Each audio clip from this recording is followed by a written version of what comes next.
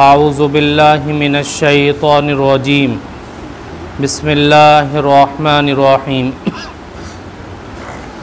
या अय्युहल्लज़ीना आमनुत्तक़ुल्लाह वक़ूलू क़ौलन सदीदा युस्लिह लकुम अअमालकुम व यग़फ़िर लकुम ज़ुनूबकुम वमन युतिइल्लाह व रसूलहु फ़क़द फ़ाज़ फ़ौज़न अज़ीमा। सदक़ल्लाहु मौलानल अज़ीम। अल्लाहुम्मा सल्लि अला सय्यिदिना व मौलाना मुहम्मद व अला आलि सय्यिदिना व मौलाना मुहम्मदिन व बारिक व सल्लिम। मोहतरम बुज़ुर्गों और दोस्तों, अज़ीज़ साथियों, अल्लाह रब्बुल इज़्ज़त ने क़ुरान करीम के अंदर बहुत सारे मकामात पर कुछ काम करने का हुक्म दिया और फिर उसके ऊपर मुख्तलिफ़ किस्म की बशारतें और इनामात का भी तज़किरा किया है। मैंने जो क़ुरान करीम की दो आयतें तिलावत की, इन दोनों आयतों के अंदर भी अल्लाह रब्बुल इज़्ज़त ने 3 काम करने का हुक्म दिया और फरमाया कि मेरे बंदो, अगर तुम ये 3 काम अपनी ज़िंदगी के अंदर कर लोगे तो इन 3 कामों के ऊपर मैं 3 किस्म के इनामात तुम्हें अता करूँगा। उन 3 इनामात में से 2 इनाम दुनिया के अंदर और 1 इनाम के अता करने का आखिरत में अल्लाह ने वादा किया। अब वो 3 काम क्या हैं कि जिनके करने पर हमें वो 3 किस्म के इनामात अता किए जाएंगे। तो अल्लाह ने पहला काम बयान फरमाया, या अय्युहल्लज़ीना आमनू। सबसे पहला काम यह है कि इंसान अपने आप को ईमान की दौलत के साथ मुत्तसिफ कर ले, जोड़ ले। अगर इंसान की ज़िंदगी के अंदर ईमान की दौलत है तो फिर उसका हर किया हुआ काम जो वो अपनी ज़िंदगी के अंदर करता है, अल्लाह रब्बुल इज़्ज़त उस अच्छे काम के ऊपर उसे दुनिया के अंदर भी अजर अता करेगा, आखिरत के अंदर भी देगा। और अगर ईमान जिंदगी के अंदर नहीं है, इंसान की जिंदगी ईमान की दौलत से खाली है, तो वो अपनी जिंदगी के अंदर अगर अच्छे काम करता है तो उन अच्छे कामों के अज्र को अल्लाह ज़ाये नहीं करता, बल्कि ईमान जिंदगी के अंदर नहीं है तो अच्छे कामों के अज्र को अता करने का तरीका अल्लाह का ये है कि वो दुनिया के अंदर उसका अज्र अता कर देता है। जैसे काफिर है, अगर काफिर अपनी जिंदगी के अंदर अच्छे काम करता है, लोगों की खैर खैरात का काम करता है, लोगों के लिए ऐसे काम करता है कि जिससे आवाम को फायदा पहुंचता है, तो फिर ये जो अच्छे काम अपनी जिंदगी के अंदर कर रहा है, तो चूंकि इसकी जिंदगी के अंदर ईमान की दौलत नहीं है, तो इन अच्छे काम का अजर इसको आखिरत के अंदर तो नहीं दिया जाएगा, लेकिन अल्लाह उसका सिला दुनिया के अंदर उसको अता कर देगा। और अगर इंसान की जिंदगी के अंदर ईमान की दौलत है तो फिर उस अच्छे काम का अजर दुनिया के अंदर भी मिलेगा, आखिरत के अंदर भी मिलेगा। तो पहला काम क्या बताया? ईमान की दौलत से अपने आप को जोड़ लेना। हमारी जिंदगी के अंदर ईमान की दौलत रहेगी तो अल्लाह ने जो बशारतें बयान फरमाई वो हमें मिलेंगी। तो पहला काम हो गया ईमान की दौलत। दूसरा काम अल्लाह ने बयान फरमाया इत्तकुल्लाह। ईमान जिंदगी के अंदर है तो अब अपनी जिंदगी को तकवे की सिफत के साथ जोड़ने की कोशिश करें। अगर हमारी जिंदगी के अंदर तकवा आ गया तो फिर अल्लाह रब्बुल इज़्ज़त हमें इनामात अता करेगा। अब सवाल पैदा होता है तकवा कहते किसको है? तो तकवा कहा जाता है कि इंसान की जिंदगी के काम सही हो जाएं और उसकी नीयत दुरुस्त हो जाए।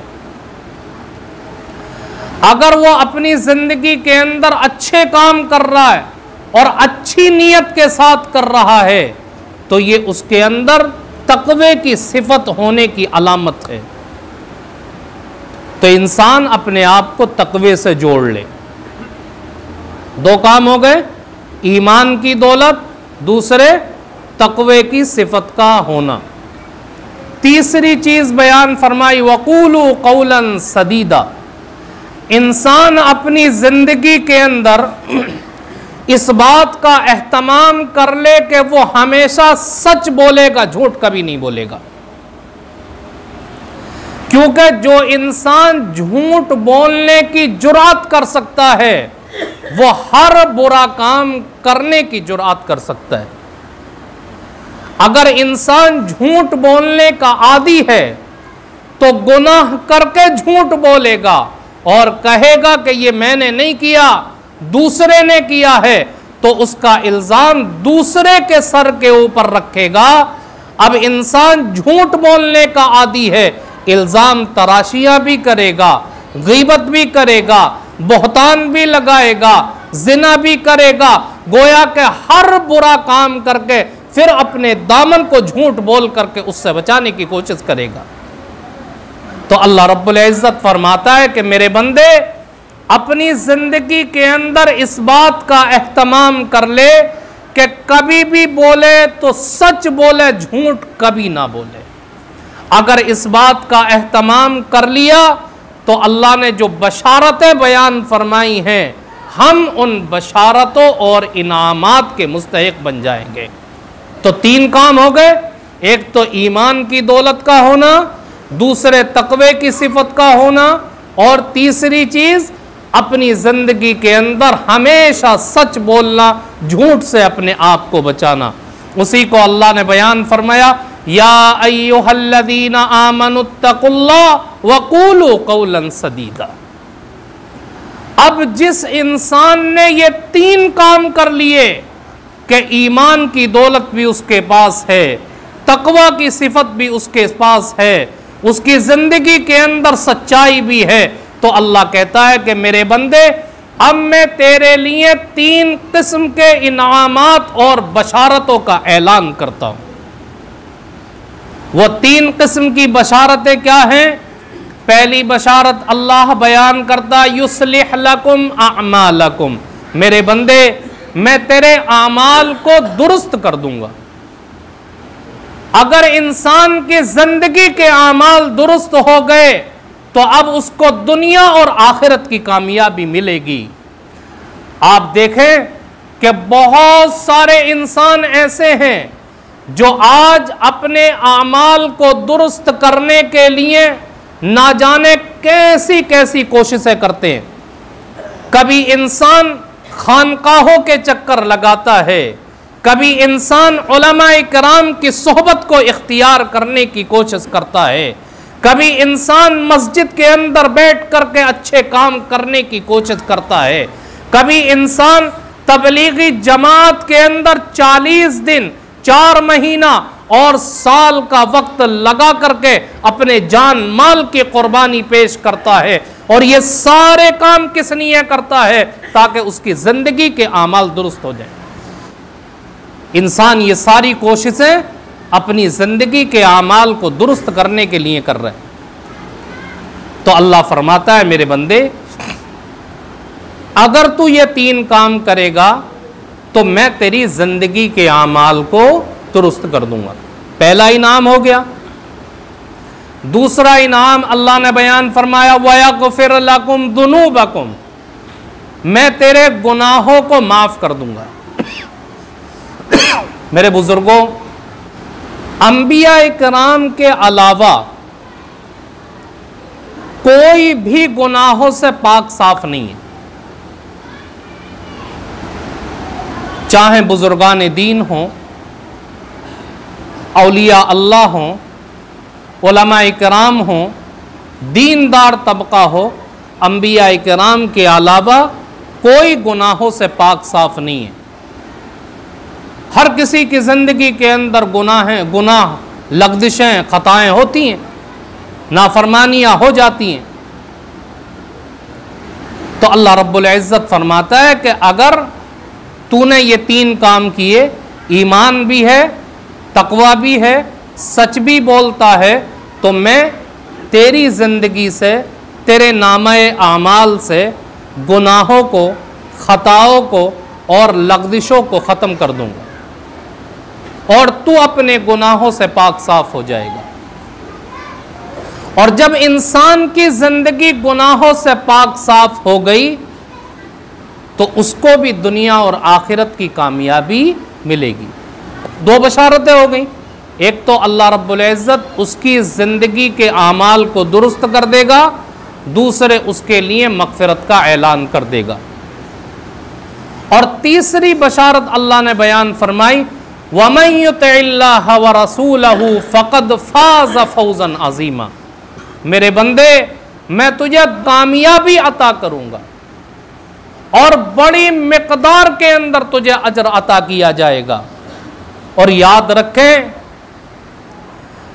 दुनिया की कामयाबी असल नहीं है, आखिरत की कामयाबी असल है। इसलिए हर इंसान आखिरत की कामयाबी को हासिल करने के लिए कोशिश करता है। दीनदार तबका जो है, जिन्हें दुनिया की हकीकत मालूम है, वो आखिरत की कामयाबी की कोशिश करता है। क्यों? इसलिए कि दुनिया की जो जिंदगी है वो ज्यादा दिन बाकी रहने वाली नहीं है। आखिरत की जिंदगी के मुकाबले में दुनिया की जिंदगी बहुत थोड़ी सी और कलील है।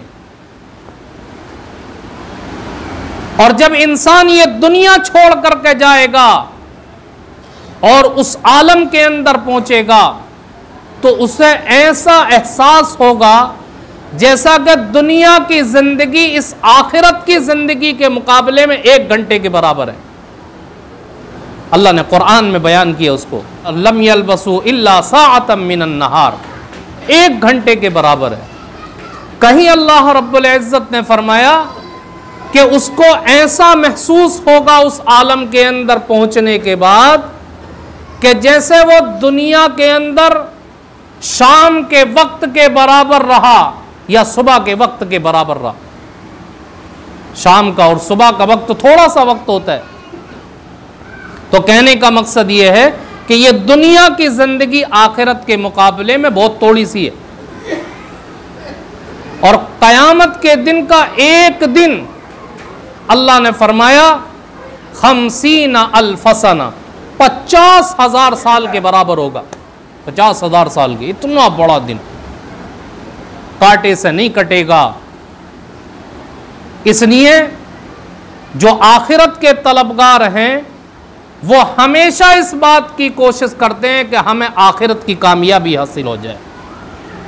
अल्लाह रब्बुल इज़्ज़त कहता है, मेरे बंदे, अगर तू ये 3 काम कर लेगा, ईमान है, तकवा है, सच बोलता है, तो तुझे आखिरत की कामयाबी अता कर।